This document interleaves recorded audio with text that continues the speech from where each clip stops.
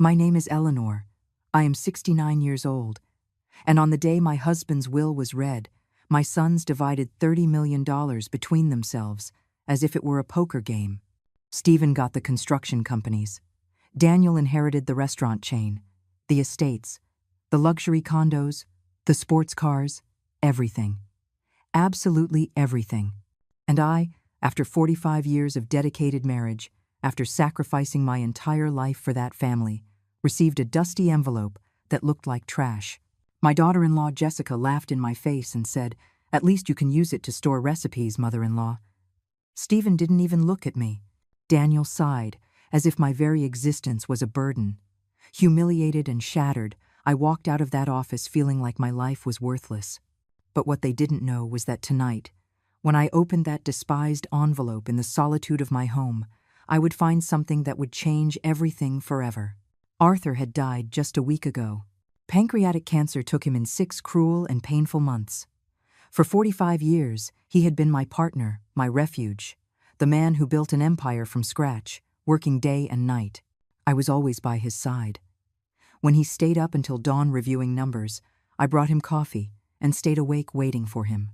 When he had to travel for business for weeks on end, I managed the house alone and raised our 2 sons without ever complaining. When the banks wouldn't lend him money to expand the business, I sold the jewelry my mother had given me to help him get the capital he needed. I never asked for recognition. I never claimed credit. I just loved my husband and trusted that he would take care of me when the time came. How wrong I was. The reading of the will took place at the office of Rose Albright, the family lawyer. I arrived early, wearing my best violet dress, the one Arthur had given me on our last anniversary. I thought it would be a formality. After half a century together, it was logical that my husband would have left me protected. My sons could inherit the business, but I should have enough to live with dignity. Rose began to read in a cold, professional voice. To my son Stephen, I leave the construction companies, valued at $12 million. Stephen smiled like a child on Christmas morning. To my son Daniel, I leave the restaurant chain, which generates $8 million a year. Daniel settled into his chair with satisfaction. The estates on the coast, the condos downtown, the luxury cars, the main accounts. Everything was divided between them like the spoils of war. $30 million were split equally while I sat there, invisible, waiting to hear my name. When Rose finished reading the endless list of properties my sons were inheriting, she paused. She looked at some papers and said, "For Mrs. Eleanor Herrera." My heart sped up. Finally, I was going to hear what the love of my life had left me. Rose continued, "I leave her this personal envelope," and she handed me a yellowish, dusty envelope that looked like it had been stored for years in some forgotten drawer. I took it with trembling hands while my sons exchanged satisfied glances. Jessica, my daughter-in-law, couldn't contain her laughter. "At least you can use it to store recipes, mother-in-law." Stephen didn't even look up from the documents he was reviewing. Daniel sighed, as if my presence were an annoyance to be tolerated. The envelope weighed almost nothing in my hands. It felt empty. It felt like a mockery. Rose closed the will folder and turned to my sons to explain the legal procedures they had to follow to take possession of their inheritance. They talked about wire transfers, deeds, and corporations. As if I wasn't there. As if I were a ghost sitting in that leather chair. I stood up slowly, put the envelope in my purse, and walked to the door. No one said goodbye. No one asked if I needed help. No one offered me a ride home. I left that office with a broken heart, feeling that 45 years of love and sacrifice had been reduced to a dusty envelope that probably contained a sentimental letter with no real value. I walked through the streets of the city, where I had lived my entire adult life, where I had built a family that now treated me like garbage, and I cried like I hadn't cried since I was an abandoned child. That night, sitting in the living room of my empty house, with the silence weighing like a tombstone on my shoulders, I decided to open the envelope. My hands trembled as I broke the yellowed seal. Inside was a single folded sheet of paper. I unfolded it slowly and read the words written in Arthur's unmistakable handwriting. Arthur's handwriting was unmistakable. That elegant script I had seen in thousands of love letters during our courtship, on birthday cards, On notes he left me in the kitchen before he went to work. But this time, the words I read took my breath away. For the woman who always truly loved me. Bank account number 847291635CHE Swiss International Bank, Geneva.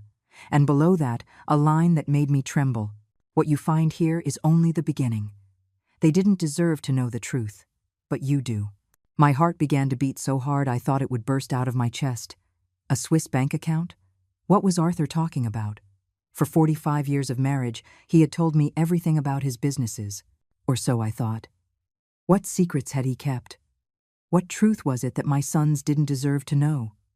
I stayed up all night, tossing and turning in bed, with that piece of paper clutched to my chest. The next day, I called the bank. My shaky English was met by an operator who spoke perfectly. I gave her the account number, my personal information, and after a wait that felt like an eternity, I heard the words that changed my life forever. Mrs. Herrera, the current balance in your account is 100 million United States dollars. 100 million. The phone slipped from my hands and fell to the floor. $100 million. More than 3 times what my sons had inherited combined. I sat on the kitchen floor, shaking, trying to process what I had just heard. Arthur had left me a secret fortune, a fortune that no one knew about, a fortune that made the 30 million from the official will look like pocket change. But that wasn't all, the operator continued. Ma'am, we also have instructions to courier you a safe deposit box that your husband deposited here 2 years ago. We can schedule the delivery. A safe deposit box. What else had Arthur kept hidden? What other secrets awaited me? I accepted the delivery for the next day and hung up the phone with trembling hands. My mind was a whirlwind of questions.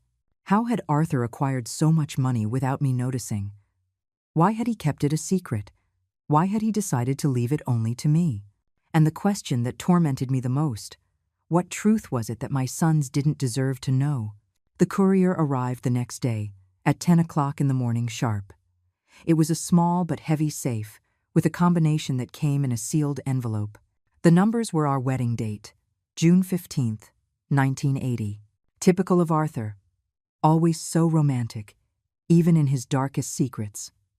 I closed the living room curtains, unplugged the phone, and sat in front of the safe with my heart racing. I dialed the combination and heard the click of the mechanism opening. Inside were documents, photographs, letters, and a thick envelope with my name written in large letters. I opened it with trembling hands and began to read the most shocking letter of my life. My dearest Eleanor, the letter began. If you are reading this, it means I have passed away and our sons have shown their true colors at the reading of the will. I know they humiliated you. I know they treated you like trash. I know they laughed at you when they gave you that dusty envelope, but I needed it to happen this way. I needed them to show who they really are before you knew the truth. During the last 2 years of my life, I discovered things about Stephen and Daniel that broke my heart. Things you do not know. Things that forced me to make difficult decisions. The $100 million you found in the Swiss account are only part of my real fortune. There is more. Much more. But before you know everything, you need to know the truth about our sons. My world swayed. What truth? What had Arthur discovered? I continued reading, my soul on edge. Stephen is not the successful businessman he appears to be. For 3 years, he has been siphoning money from my company to cover his gambling debts. He owes over $2 million to loan sharks who are not exactly understanding. Jessica doesn't know, but he has mortgaged their house twice and is about to lose it. The documents proving all this are in this box. I felt as if I had been punched in the stomach. My older son, who had always been my pride, was a compulsive gambler who had stolen from the family business. But the letter continued, and what I read about Daniel was even worse. Daniel has a cocaine addiction that he has been hiding for 5 years. He has secretly sold 3 properties I had given him to finance his habit. But the most serious thing is that he is involved with drug traffickers who are blackmailing him. They threatened to kill him if he didn't pay them $500,000 by the end of the year.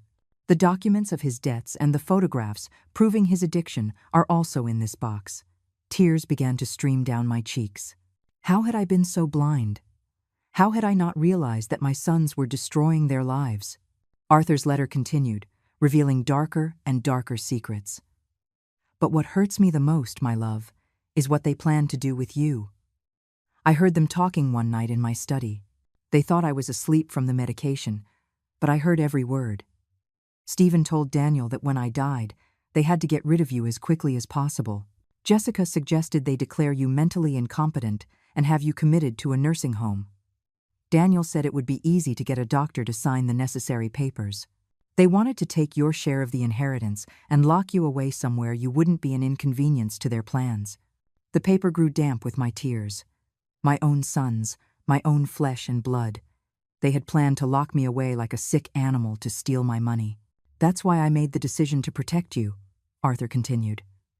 That's why I moved the bulk of my fortune to accounts only you can access. That's why I let them have the crumbs from the official will, while you have access to the real inheritance. The $100 million are just the beginning, my love. There are properties in Europe, investments in Asia, accounts in tax havens. In total, more than $200 million that are now yours. But I also leave you something more valuable, the truth.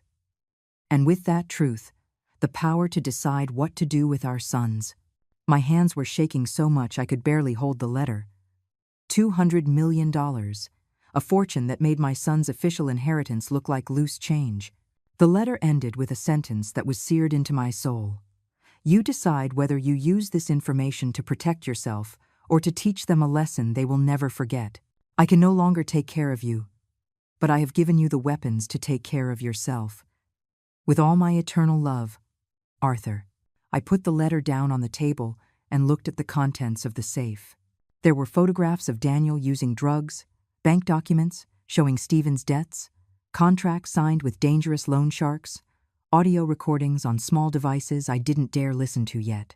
My husband had been a private detective during his last years, meticulously documenting the corruption of our own sons.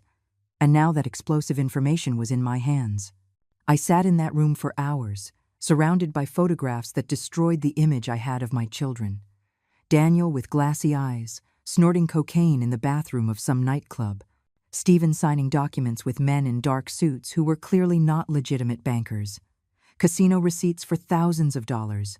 Pawn shop tickets for items I thought they still owned. My perfect world, my exemplary family, was crumbling before my eyes like a house of cards. But what hurt the most wasn't the addictions or the debts. It was the plan they had hatched to get rid of me. In one of the recordings I finally dared to listen to, I heard Jessica's voice saying, "Once she's committed, we can sell the family house and split the money. She's an old woman. She won't notice a thing." And Stephen's reply, "Mom was always so naive. It'll be easy to convince her it's for her own good." Over the next few days, I dedicated myself to investigating every document Arthur had left in that safe.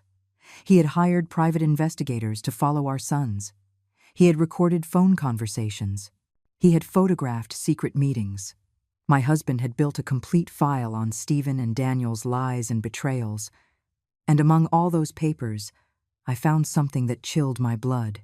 A contract signed between my sons and a specialized geriatric care company. They had already paid the deposit to commit me to a place called Willow Creek Senior Living, a private nursing home 3 hours from the city. The contract was dated 2 weeks before Arthur's death. They had planned to lock me away before their father even died. They had planned to rob me while I was mourning at his funeral. The phone rang one morning as I was reviewing bank documents. It was Stephen, using that fake voice he used when he wanted something. "Mom, we need to talk. Jessica and I are worried about you. You've been very quiet since the funeral." Worried? How ironic. I told him I was fine, that I just needed time to process the loss. But he insisted.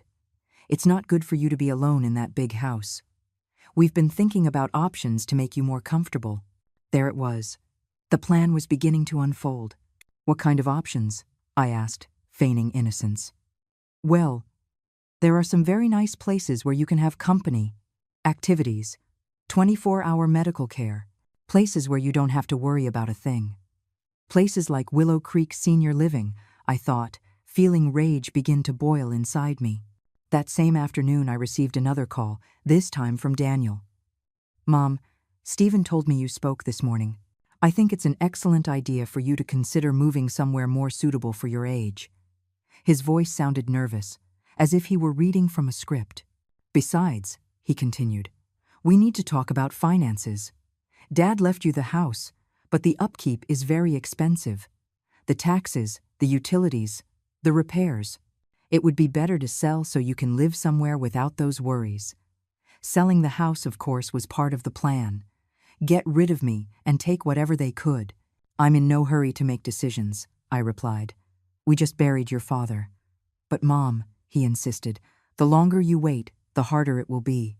At your age, changes are complicated. It's better to act fast. At my age, as if I were a senile old woman incapable of taking care of herself. Over the following days, the calls intensified. Stephen, Daniel, and Jessica took turns pressuring me. They would show up at my house unannounced, always with brochures for senior living facilities and arguments about my safety and well-being. Look at this place, Mom, Jessica would say, showing me pictures of gardens and activity rooms. They have physical therapy, painting classes, excursions. You would be so happy here, but I had researched that place. It was a gilded cage where relatives deposited inconvenient elders and forgot about them forever. The online reviews spoke of medical negligence, terrible food, and abusive staff. A perfect place for someone to slowly disappear from the world. One afternoon, while pretending to consider their suggestions, I decided to test them. You're right, I told them during a forced family dinner. Maybe it is time to make some changes. But first, I'd like you to help me with something. Their eyes lit up, thinking I had given in. Of course, Mom, whatever you need, Stephen said with a fake smile. I want to review all of your father's company documents. I want to understand exactly what you inherited and how the business works. The silence that followed was deafening. Stephen and Daniel exchanged nervous glances. Don't worry about that, Mom, Daniel said quickly. We'll take care of everything. You don't have to bother with paperwork. But I insist, I continued. After 45 years of building that empire with your father, I have a right to know what will happen to it. Jessica chimed in with that condescending smile. I hated so much. Mother-in-law, those things are very complicated. Numbers, taxes, contracts. It's better to let the men handle it while you relax in your new home. The men. As if I were a child incapable of understanding basic math. Besides, Stephen added, we've already made some important decisions. We've sold one of the estates to pay off company debts. Sold an estate? What debts? Arthur had been dead for barely a month, and they were already liquidating properties. What kind of debts? I asked. Boring stuff, Mom. Taxes, suppliers, payroll. Don't you worry about it. But I knew the truth. I knew Stephen had used that money to pay his loan sharks. I knew they were plundering the inheritance to cover their vices. That night, alone in my house, I made a decision. I was not going to be the silent victim they expected. I was not going to let them lock me in a nursing home while they stole everything Arthur and I had built together. I had $200 million. I had proof of their crimes. And I had something they had underestimated. 45 years of experience being the wife of a brilliant businessman. I had learned more than they thought. I had absorbed more knowledge than they imagined. And now it was time to use all of it to my advantage. I picked up the phone and called the Swiss bank. It was time to start moving my pieces in this deadly chess game my own sons had started. The next day, as I was having breakfast, the doorbell rang. It was an older, elegantly dressed man who introduced himself as George Maxwell, an attorney, Mrs. Herrera. I'm here on behalf of your late husband. I have specific instructions to carry out. Arthur had hired independent lawyers, different from Rose, to handle his secret affairs. George handed me a thick folder full of legal documents. Your husband asked me to deliver this to you exactly 1 month after his death. These are legal powers, contracts, and authorities that will allow you to take full control of all his companies if you so choose. Full control. Arthur hadn't just left me money. He had left me the keys to the kingdom. Your sons do not know these documents exist, George continued. According to your husband's instructions, you have the power to revoke their inheritances if you deem they are not meeting the family's ethical standards. George Maxwell sat in my living room and began to explain documents that seemed to come from a spy movie. Your husband was very meticulous, Mrs. Herrera. These contracts grant you 51% of the shares in all the family businesses. On paper, your sons inherited control, but legally, you are the majority shareholder. My head was spinning as I tried to process the information. How is that possible? The will rose red. That will, George interrupted, only covered the visible assets. Your husband created a complex corporate structure where the companies are under the umbrella of a family holding company. And you, Mrs. Herrera, are the owner of that holding company. Arthur had been playing chess, while we all thought he was playing checkers. He had built a perfect legal trap, disguised as a generous inheritance for his sons. But there's more, George continued, opening another folder. Your husband also tasked me with investigating your son's activities for the last 3 years.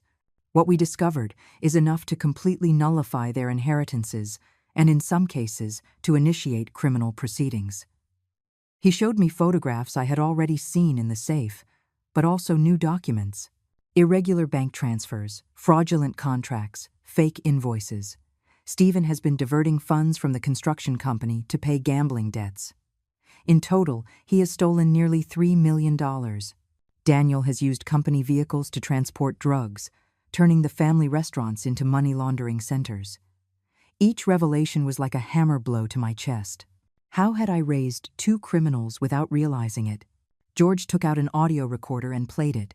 I immediately recognized my son's voices. When the old lady is locked up, Stephen was saying, "We can liquidate everything and get out of the country. With 50 million each, we can start over in Europe." Daniel's voice replied, "Yeah, but we have to act fast. The cartel is pressuring me for the money I owe. If I don't pay them soon, they're going to start killing people." "Don't worry," Stephen continued. "In 2 weeks, Mom will be committed and will have access to all the accounts. Rose has already prepared the mental incapacity documents." My blood ran cold. They weren't just planning to rob me. They were planning to flee the country after destroying everything Arthur had built. "Your husband recorded this conversation 3 weeks before he died," George explained. "That's why he accelerated all the legal preparations. He knew he had little time to protect you. He handed me a new cell phone. This device is directly connected to my office and to the police. If you feel threatened at any moment, press the red button and help will be on its way." The reality of my situation began to sink in. I wasn't just dealing with ungrateful children. I was dealing with desperate criminals who saw my death or disappearance as the solution to all their problems. "What do you recommend I do?" I asked him. George smiled, an expression that didn't reach his eyes. "Your husband asked me to tell you this verbatim.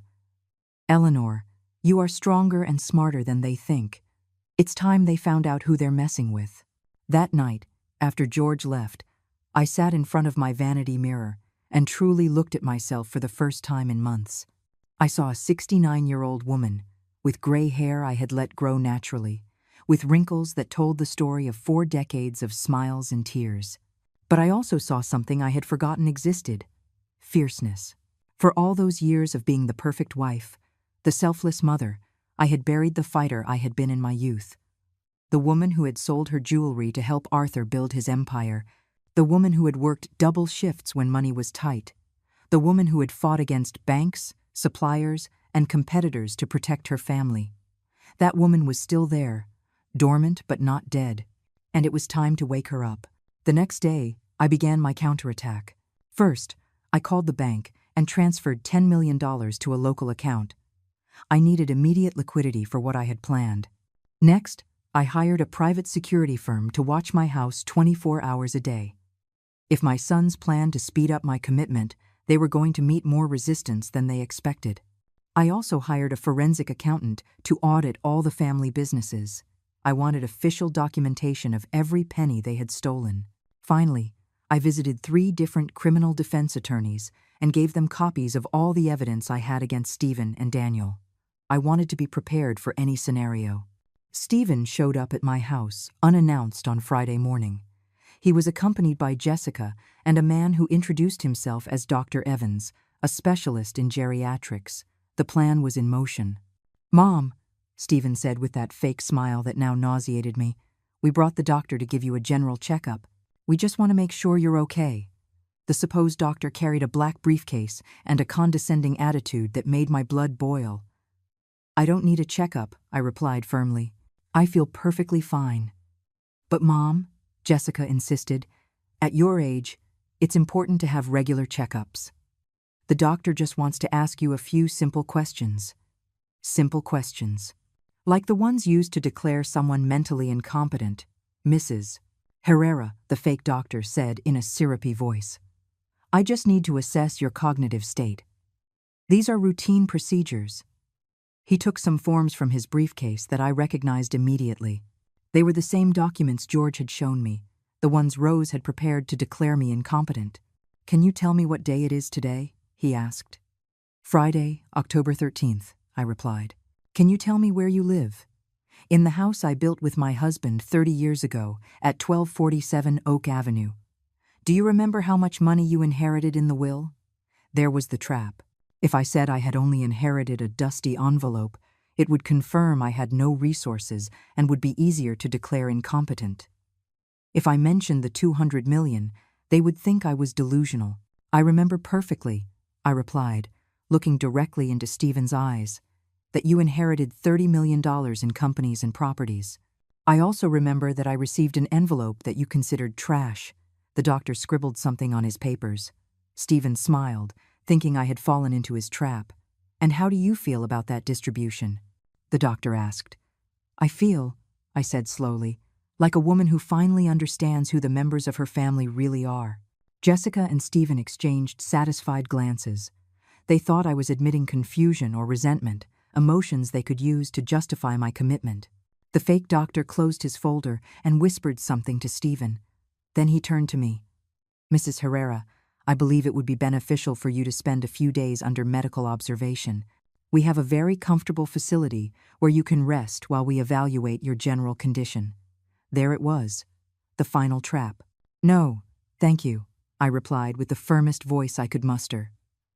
"I feel perfectly capable of taking care of myself." "But Mom," Stephen said, and for the first time there was a real note of threat in his voice, "it's not a suggestion. The doctor believes you need specialized care." "The doctor," I replied, rising slowly, "can believe whatever he wants. But this is my house, and I decide who comes in and who goes out." At that moment, Jessica made the mistake I had been waiting for. She approached me with that venomous smile and said, "Mother-in-law, don't be difficult. We all know you can't take care of yourself anymore. It's time you accept reality and let the adults make the important decisions." The adults. As if I were a child, as if 45 years of marriage and building an empire had taught me nothing about life. I looked at Stephen, at Jessica, at the fake doctor, and I smiled for the first time in weeks. It was a smile they had never seen before, a smile that would have made Arthur proud. "You're right," I said softly. "It is time for the adults to make the important decisions. And that's exactly what I'm going to do." I took out my cell phone, the one George had given me, and pressed the record button. "I want to be very clear about what is happening here," I said in a firm voice as I recorded them. "My son Stephen, my daughter-in-law Jessica, and this supposed doctor are trying to force me into a facility against my will." The fake doctor immediately grew nervous. "Ma'am, this is just a routine medical evaluation." "Routine?" I answered, keeping the phone pointed at them. "Is it routine to come to my house unannounced? Is it routine to bring commitment papers already filled out?" Stephen tried to snatch the phone from me. "Mom, put that thing away. You're acting irrational." "On the contrary," I said, stepping away from him. "I'm behaving exactly as a woman should who discovered her own family plans to lock her away to steal her inheritance." Stephen's expression changed completely. The mask of the concerned son fell away, and for the first time I saw his true face, cold, calculating, dangerous. "We don't know what you're talking about," Jessica said, but her voice trembled. "I'm talking," I continued, pulling one of the photographs Arthur had left in the safe from my purse, "about this." It was a picture of Stephen leaving a casino at 3 o'clock in the morning, clearly drunk, accompanied by two men who were obviously not legitimate businessmen. I'm talking about the gambling debts. I'm talking about the money stolen from the company. I'm talking about the contract you already signed with Willow Creek to have me committed." The silence that followed was deafening. The fake doctor started backing toward the door. "I think there's been a misunderstanding. I'll be leaving." "Not so fast, doctor," I said, blocking his path. "How much did they pay you to sign false documents of mental incapacity?" The man turned pale. "I don't know what you're talking about." "I'm talking about this," I said, showing him another photograph where he appeared receiving an envelope of money from Stephen. "My husband hired private investigators during his final months. He documented every dirty move you made." Jessica began to cry, but they weren't tears of sadness. They were tears of pure panic. "Mother-in-law, you don't understand. Everything we've done has been for your own good." "For my good?" I repeated, feeling a rage give me a strength I hadn't felt in years. "Stealing from the family business is for my good? Planning to flee the country with the money is for my good?" Stephen finally lost his composure. "Enough. You're a crazy old woman who doesn't know what she's talking about. Dad made a mistake leaving you anything. You're too stupid to handle money." There it was, the truth. After 45 years of pretending to love me, he finally showed what he really thought of me. "Stupid?" I asked, taking out my phone and dialing a number. "George, it's Eleanor. They're here, just as you predicted." "Yes, I've recorded everything." Stephen tried to take the phone from me again, but this time I didn't back down. "If you touch me," I said in a voice I didn't recognize as my own, "it will be the last thing you do as a free man." "What do you mean?" Jessica asked, her voice cracking. "I mean," I replied, "that right now, 3 criminal lawyers are reviewing evidence of fraud, embezzlement, and conspiracy to commit kidnapping." Just then, the doorbell rang. It was 2 police officers, accompanied by George, Mrs. Herrera. One of the officers said, "We received your emergency call." Stephen and Jessica looked at each other in absolute terror. The fake doctor tried to sneak out, but George stopped him. "Dr. Evans, or should I say, Mr. Herrera, because you aren't a doctor, are you?" The man slumped into a chair. "They paid me $5,000 to sign some papers. I didn't know it was illegal." $5,000 to declare me mentally incompetent? I asked. "Is that what my freedom is worth?" The police began taking statements while George explained to me that this had been a controlled operation from the moment Arthur died. "Your husband anticipated every move," George told me, as the officers arrested the fake doctor. "He knew they would try to have you committed quickly, before you could react. That's why he prepared all this evidence and these legal proceedings." Stephen and Jessica weren't arrested that day, but the police warned them they were under investigation. When they finally left, my house was silent for the first time in weeks. I sat in my favorite armchair, the same one where Arthur and I used to watch television together, and I cried. But they weren't tears of sadness. They were tears of liberation. For the first time since my husband's death, I felt truly free.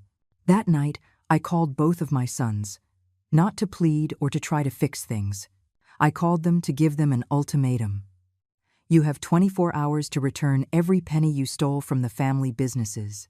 You have 24 hours to cancel the contract with Willow Creek, and you have 24 hours to confess the entire truth about your debts and your problems." "Or what?" Stephen asked with a defiant tone that no longer intimidated me. "Or tomorrow at 9 o'clock in the morning, 3 local newspapers will publish the full story of your crimes. Or I hand all the evidence over to the district attorney's office. Or I use the legal powers your father left me to completely revoke your inheritances." The silence on the other end of the line confirmed that they finally understood who they were dealing with. "Impossible," Daniel muttered. "Dad left us everything in the will. You can't take what's already ours." "Want to bet?" I replied. And for the first time in my life, my voice sounded exactly like Arthur's when he was closing a tough deal.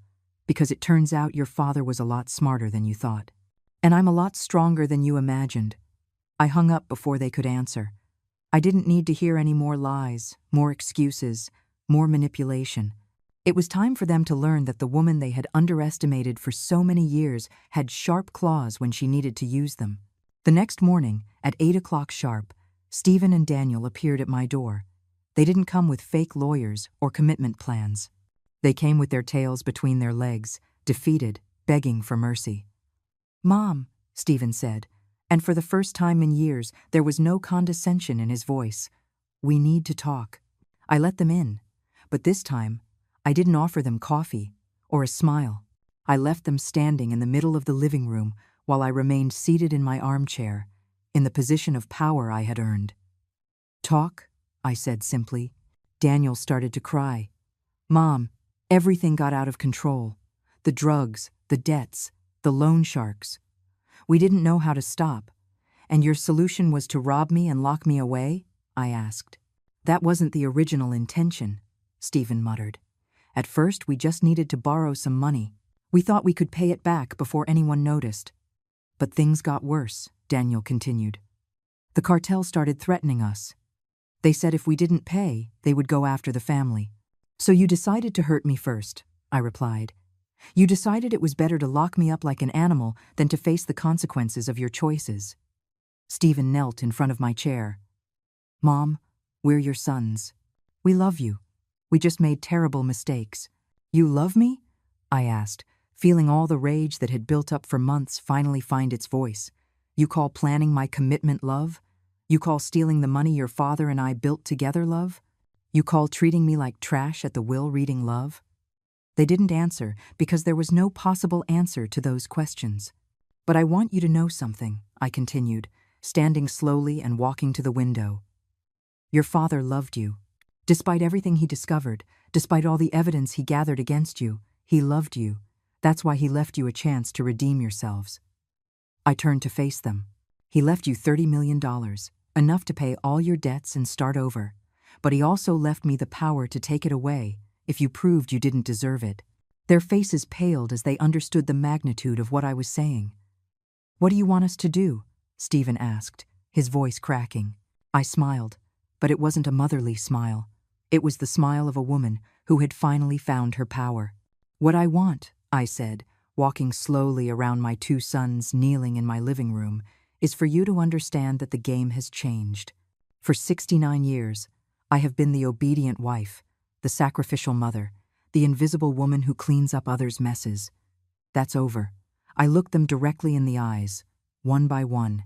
"Stephen, I want you to call all your loan sharks right now and tell them they will get their money, but not from the money stolen from the company. They will get it from your own inheritance." His face fell. "Mom, if I do that, I'll have nothing left. The debts are more than $3 million.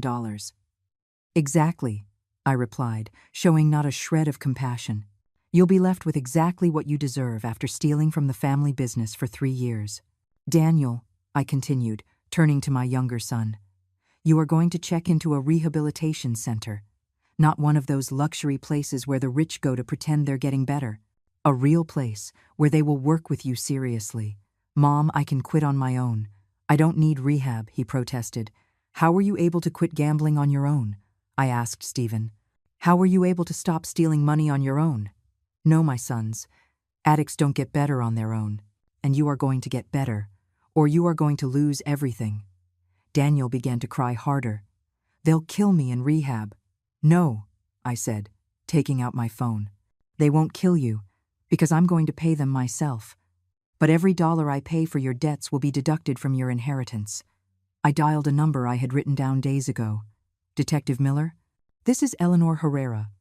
I have information about a drug trafficking ring operating out of the family's restaurants." Daniel went white as a sheet. "Mom, what are you doing?" "I'm cleaning up the mess you created," I replied, speaking into the phone.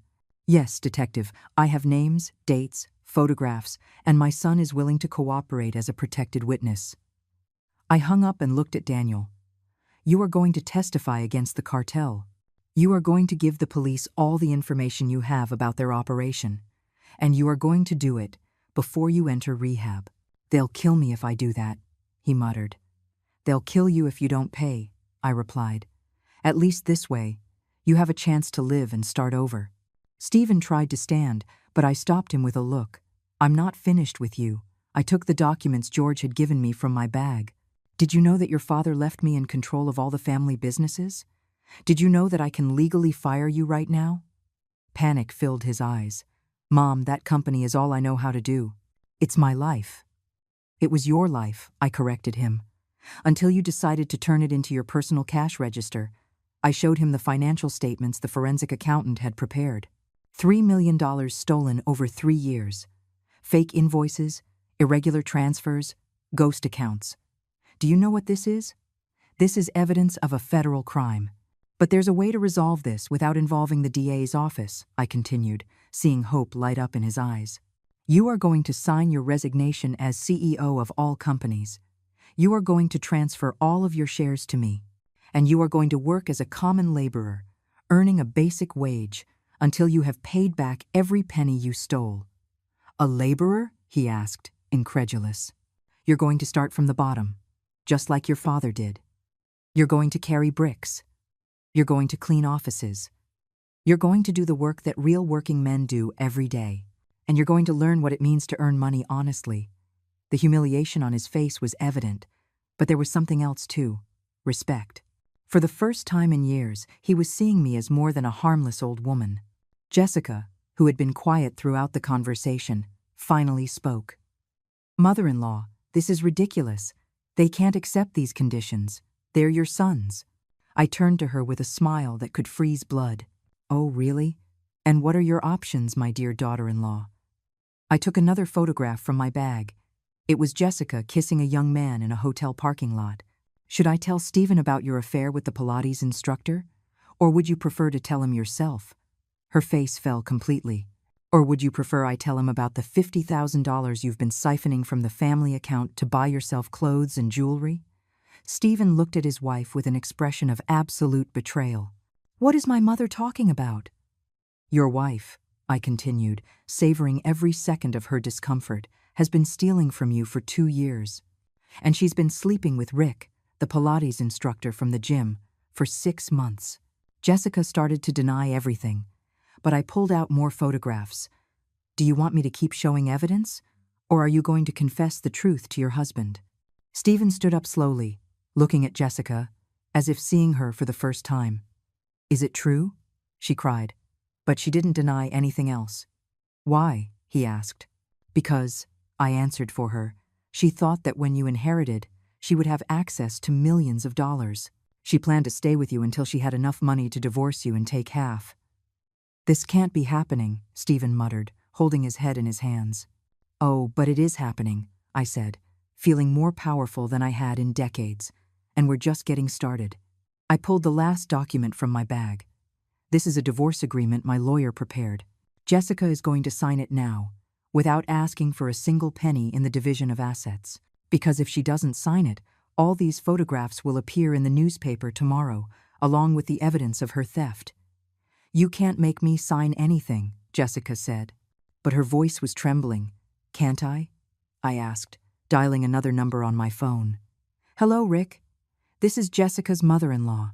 Yes, I have some very interesting photographs that I think your wife would want to see. Jessica lunged at me, trying to grab the phone. Stop, he's married. His wife doesn't know anything.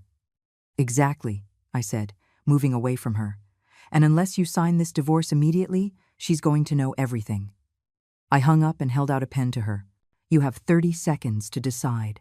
Jessica signed the document with trembling hands, crying inconsolably. Stephen looked at her as if she were a stranger. Very well, I said, putting the signed document away. Now get out of my house and never come back. If I see you near this family again, I will make good on my threat to call Rick's wife. Jessica ran out without another word. I was left alone with my 2 defeated sons, sitting on my living room floor like punished children. Do you understand now? I asked them. Do you understand now that I am not the helpless old woman you thought I was? Daniel nodded, still crying. Mom, can you ever forgive us? I looked at him for a long moment before answering. That's up to you. If you do everything I've asked, if you truly get clean, if you learn to be men of honor like your father was, maybe. But it's going to take years. And you're going to have to earn my forgiveness every single day. Stephen finally lifted his head. Are you going to take our entire inheritance? No, I replied, and I saw relief in his eyes. I'm going to leave you a chance to earn it, but you are going to work for every dollar. You are going to prove you deserve the name you carry. And what if we can't do it? Daniel asked. What if we're too weak to change? I looked at him with a mixture of sadness and determination. Then you will miss the chance to know the mother you always had, but that you never bothered to see. I got up and walked to the window, turning my back to them. Your father left me $200 million, my sons. Enough money to live like a queen until the day I die. Enough money to help thousands of people who truly need it. You will decide if you want to be part of that story, or if you will be left on the outside, looking at what you could have had. When I turned around, they were no longer in my living room. They had left in silence, finally understanding that the power had changed hands for good. The following days were the quietest I'd had in months. For the first time since Arthur's death, my house truly felt like my own. There were no manipulative sons showing up unannounced. No venomous daughters-in-law making snide remarks. No fake doctors trying to declare me incompetent. Just me, my morning coffee, and the strange but liberating feeling of having total control over my life. Stephen kept his word, calling all his loan sharks and telling them they would receive their money from his own inheritance. Daniel voluntarily checked into a rehabilitation center on the outskirts of the city, and Jessica had completely disappeared, probably holed up in some hotel while she figured out how to rebuild her life after her perfect plan imploded. But I knew this was only the beginning. For 45 years, I had been the wife who supported from the shadows. Now it was time to find out who Eleanor was as an independent person, as a woman with power, as the heir to a $200 million empire. The first decision I made was to visit all the companies I now controlled. I wanted to meet the employees who had worked for Arthur for years. I wanted to understand exactly what my husband had built and how I could make it better. The first stop was the main construction company, where Stephen had been CEO until a week ago. When I arrived at the offices, dressed in a gray suit I had bought specially for the occasion, all the employees looked at me with curiosity. They knew I was the boss's widow, but they had never seen me in a professional context. "Good morning," I said to the 30 employees gathered in the conference room. "I am Eleanor Herrera, and from now on, I am the owner and CEO of this company." A murmur of surprise rippled through the room. "I know some of you are concerned about the recent changes. I know you've heard rumors about financial troubles. I want you to know that those problems have been resolved and that this company will continue to operate under new policies of transparency and honesty."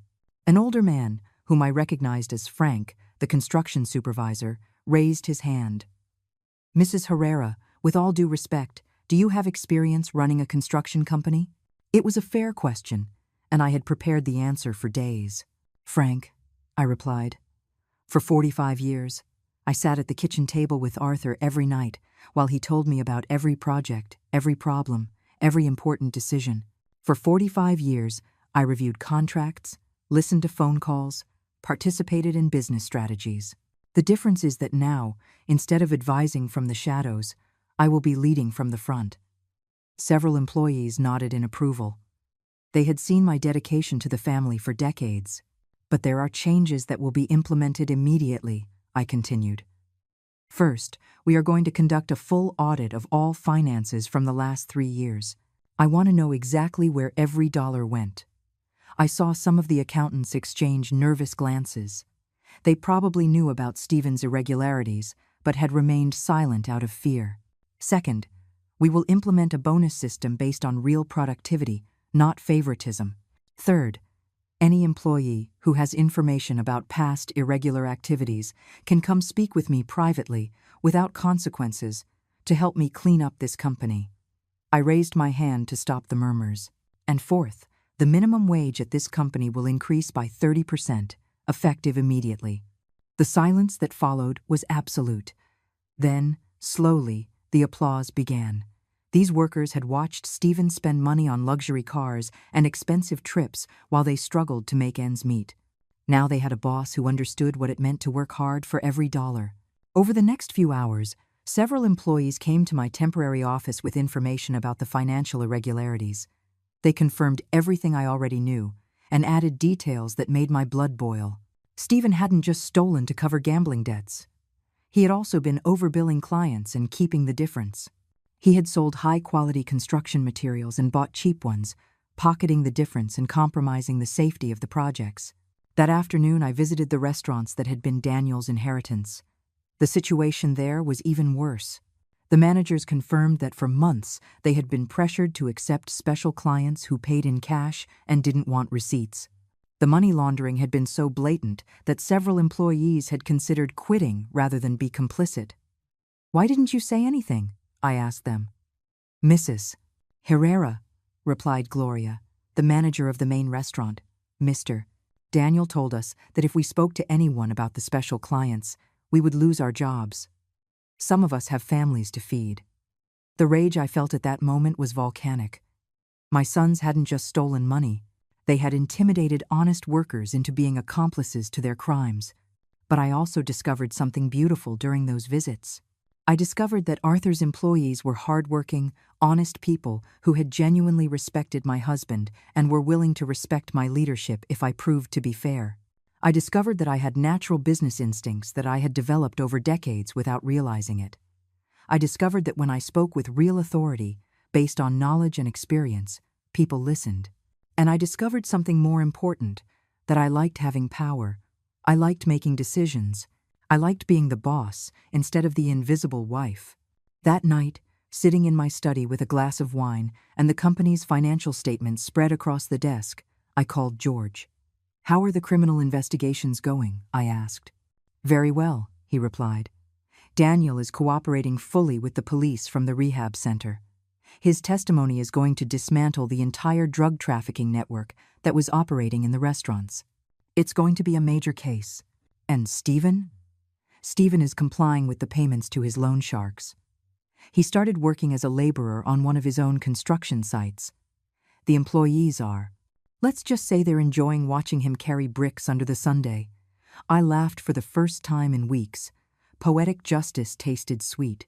"But there's something else I need to discuss with you," I continued. "I want to establish a charitable foundation. I want to use part of this $200 million to help older women who are in vulnerable situations." George was quiet for a moment. "Women like you would have been if Arthur hadn't protected you." "Exactly," I replied. "Women whose children abandon or mistreat them. Women who have no resources to defend themselves. Women whom society considers invisible simply because they are older. That's a beautiful idea, Eleanor. Your husband would be proud." "I hope so," I murmured, touching the photograph of Arthur I had on my desk. The days passed, and slowly I began to rebuild not only the businesses, but also my relationship with my sons. Stephen came to visit me every Sunday after his week of physical labor. He was thinner, more humble, but also more real than he had been in years. "Mom," he said one Sunday, "I want you to know that for the first time, I understand what Dad felt when he built all this. Honest work has a different taste." Daniel called me from the rehab center twice a week. His conversations were painful but honest. "I'm learning to live without lying to myself," he told me in one call. "It's the hardest thing I've ever done in my life." Were they going to earn my complete forgiveness? I didn't know. Were they going to one day get their full inheritance back? That was up to them. But for the first time in my life, I wasn't defined by being someone's mother or someone's wife. I was Eleanor, a businesswoman, a philanthropist, a powerful woman in my own right. And that woman had big plans for the future, plans that went far beyond revenge, plans that were going to change lives, including my own.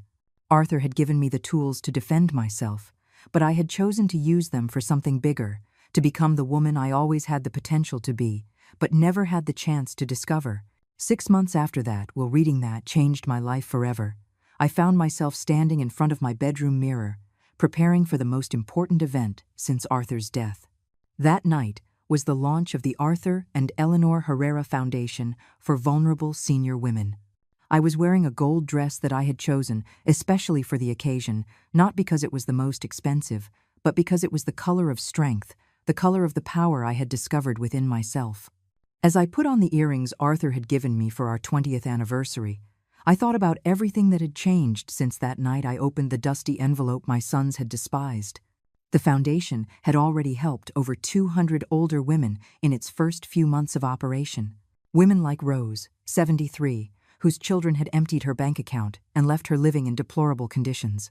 Like Carmen, 68, who had been a victim of domestic violence for decades and finally found the courage to escape. like Patricia, 75, whose family had tried to declare her mentally incompetent to steal her pension. Every story I heard reminded me how close I had come to becoming one of those victims. And every woman we helped confirmed that I had made the right decisions. The phone rang as I finished getting ready. It was Stephen. Over these 6 months, our conversations had slowly evolved from hostility to something resembling mutual respect. "Mom," he said, and his voice sounded different, more mature. "I wanted to wish you luck at the launch tonight." "Thank you," I replied, surprised by the sincerity in his tone. "How are things at the construction site?" "Good," he answered. "We finished the affordable housing project you proposed today, seeing the families move into their new homes. I get why Dad loved this business. It was true. I had turned part of the construction company into a project for low-income housing. It was profitable, but it also had a social purpose that filled my heart." "Mom," Stephen continued, "I know I have no right to ask you for anything, but can I come to the launch tonight?" The question took me by surprise. For months, I had kept my sons away from my new projects, not as punishment, but because I needed space to discover who I was without them. "Why do you want to come?" I asked. "Because," he said, and I heard real emotion in his voice. "I'm proud of you. Because I want people to know that I'm your son. Because for 35 years, I thought you were just my mom, and now I realize you are Eleanor Herrera, an extraordinary woman who just happens to be my mother." Tears began to roll down my cheeks. Those were the words I had waited decades to hear. "You can come," I finally said, "but you will come as a guest, not as privileged family. You will sit with everyone else, and you will listen to what I have built without your help." "Understood," he replied. "And Daniel?" "Daniel gets out of rehab next week. If he stays clean, if he continues to cooperate with the police, if he proves he has truly changed, then we can talk about his future in the family." I hung up the phone feeling a strange mix of hope and caution. My sons were changing, but I had learned not to blindly trust promises. This time they would have to prove their transformation with actions, not words.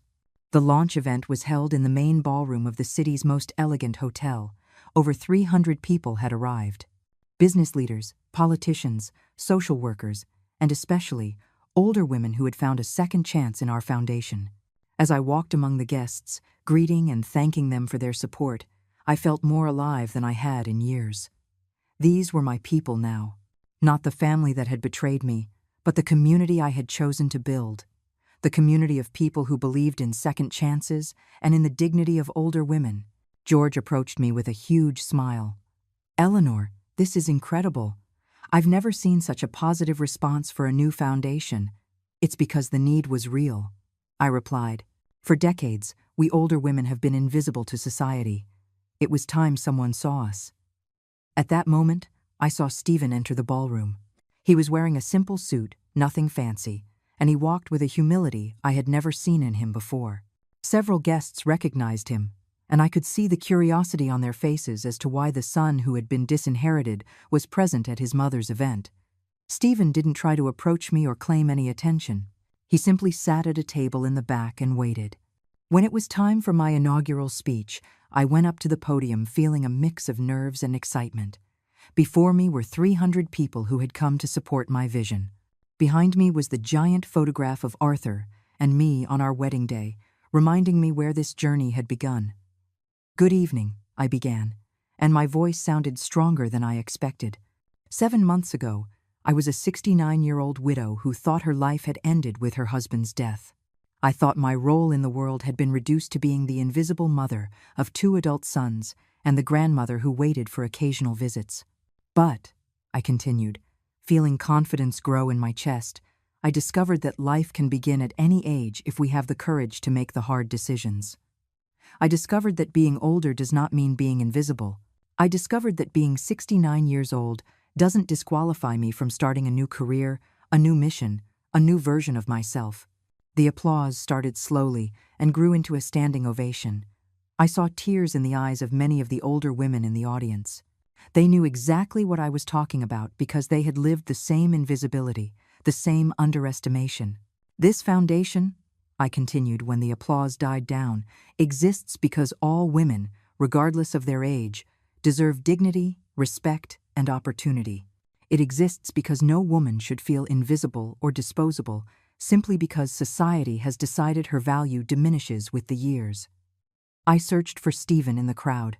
He was crying openly, with a look of pride and regret mixed on his face. This foundation also exists because I learned that forgiveness isn't something you give away. It's something that's earned. And that second chances are powerful, but only when they are accompanied by real change.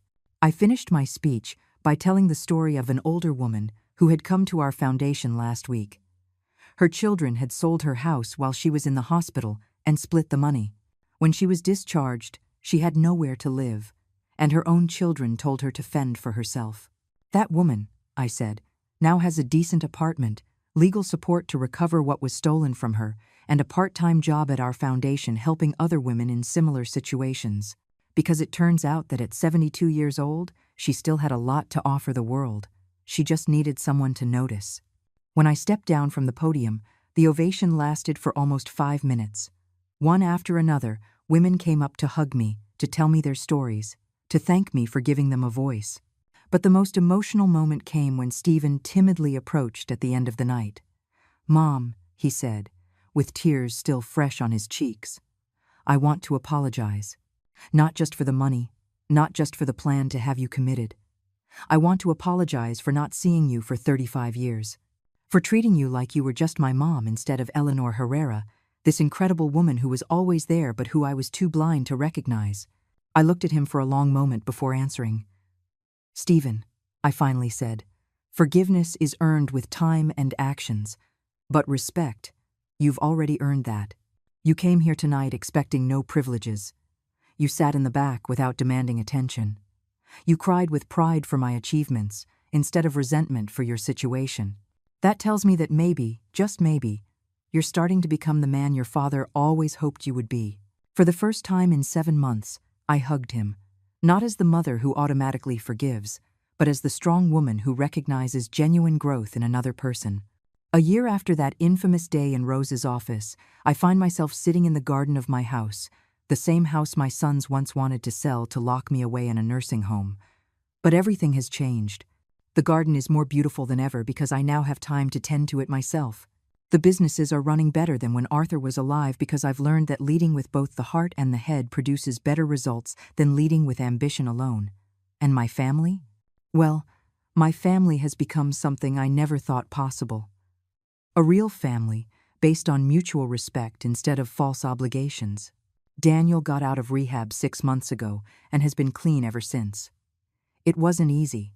There were relapses, crisis nights, moments where I thought I had lost him for good. But something changed when he testified against the drug traffickers who had been blackmailing him. Seeing those criminals go to prison because of his testimony gave him a purpose that drugs never could. He now works at the foundation, helping other recovering addicts.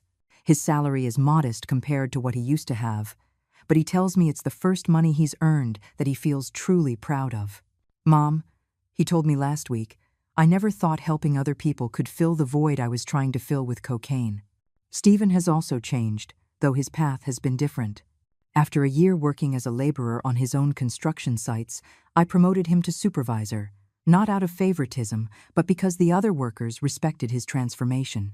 He had learned what it means to earn every dollar with honest sweat. He had learned the names of all the employees, their family stories, their real needs. "It's strange," he told me a few days ago, as we had coffee in my kitchen, "but I feel like I'm only now understanding what Dad built. It wasn't just money. It was a community of people who depended on us to feed their families. He had divorced Jessica, who had vanished from our lives as quickly as she had appeared. We didn't know where she was, nor did we care to know. But the biggest change wasn't in my sons, it was in me. For 70 years, I had defined my worth through my relationships with others, as a daughter, as a wife, as a mother. I had never existed simply as Eleanor. Now, when I wake up each morning, I am not Arthur's widow or the mother of Stephen and Daniel. I am the CEO of 4 thriving companies. I am the founder of an organization that has helped over 500 older women reclaim their dignity. I am a 70-year-old woman who is living the most exciting and productive decade of her life. I am someone who makes important decisions, who influences the lives of thousands of people, who builds legacies that will last for generations. The foundation has expanded beyond my wildest dreams. We now have 3 shelters for older women who are victims of family abuse, a free legal aid program, a job training center that teaches new skills to women who thought their careers were over, and a micro-loan program that helps senior entrepreneurs start small businesses. Last week, a 65-year-old woman who had been unemployed for 2 years opened her own bakery with one of our microloans. When she cut the ribbon at the grand opening, she was crying with joy because she finally felt useful, valuable, and capable again. But perhaps the project I am most proud of is the Grandmother Mentor Program. We connect older women with business experience with young female entrepreneurs who need guidance. It turns out that decades of life experience, of having navigated family and financial crises, of having raised families and supported husbands in building businesses, makes us exceptional mentors. The young women need us more than we thought, and we have more to offer than society had ever recognized. It's beautiful to see how the wisdom of one generation becomes the springboard for the success of the next. George visited me yesterday to discuss the legal documents for a new expansion of the foundation. "Eleanor," he said as we reviewed contracts, "did you ever imagine you would become all this?" "Never," I answered honestly. For 45 years, I thought my destiny was to be invisible, that my role was to support the dreams of others without having any of my own. "And now?" he asked. "Now," I said, looking out the window at the garden where Arthur and I used to walk together. "Now I understand that he didn't just leave me money in that dusty envelope. He left me permission to become who I always could have been, but never dared to be. This afternoon, I have a meeting with the mayor. He wants the foundation to partner with the city government to create a pilot program that could be expanded nationally. Assisted living programs that respect the independence of older women. Day centers where they can socialize and stay active without feeling like burdens on their families. Public policies that recognize that older women are a valuable social resource, not a problem to be hidden away. The idea of influencing policies that will affect thousands of women across the country excites me more than any inheritance I could have received. My sons come for lunch with me every Sunday. Not out of obligation, but because they genuinely enjoy my company. Our conversations have evolved from apologies and resentment to real debates about business, about life, about the future. Stephen consults me on important decisions at the construction company. Daniel tells me about the difficult cases he handles at the foundation. They ask for my advice not because I am their mother, but because they respect my judgment as a businesswoman and as a person. It's the family relationship I always wanted, but never knew how to build when we were younger. Have I forgiven them completely? That's a question I often ask myself. Forgiveness, I've discovered, is not an event, but a process. Every day that I see Stephen treat his employees with genuine respect, I forgive his past arrogance a little more. Every day that I see Daniel help another recovering addict, I forgive his betrayal a little more. But more important than forgiving them, I've learned to forgive myself. To forgive myself for being invisible for so many years. To forgive myself for accepting emotional crumbs when I deserved banquets of love and respect. The dusty envelope I received that day in Rose's office sits on my desk as I write these reflections in my journal. It no longer contains just the bank account number that changed my life. Now it holds letters from women we have helped, photographs of project inaugurations, newspaper clippings about the foundation's achievements. It has become a symbol of transformation, of second chances, of the beauty that can arise from the ashes of humiliation. Every time I look at it, it reminds me that endings can be beginnings, that crises can be opportunities, and that it is never too late to become who you are destined to be. If I could go back and speak to the Eleanor who walked out of that office crying a year ago, I would tell her, don't cry for what you have lost. Celebrate what you are about to gain. Don't lament the sons who betrayed you. Prepare to meet the men they are going to become. Don't cling to the invisible woman you were. Free yourself to become the powerful woman you always had inside you. I would tell her that the pain she feels in this moment is the birth pang of a new life, and that new life is going to be more beautiful, more meaningful, and more powerful than she ever dared to dream. And to you, dear listeners, who have heard my story to the end, I ask, How many times in your lives have you accepted being invisible when you deserved to be seen? How many times have you accepted crumbs when you deserved banquets? How many times have you allowed others to define your worth instead of discovering your own power? My story is not just about an unexpected inheritance or a dysfunctional family. It's about the moment we decide to stop surviving and start truly living. It's about the moment we realize that it is never too late to write a new chapter of our lives. Because it turns out that the best years of our lives can be ahead of us, not behind us, if we have the courage to claim our power and use it for something bigger than ourselves.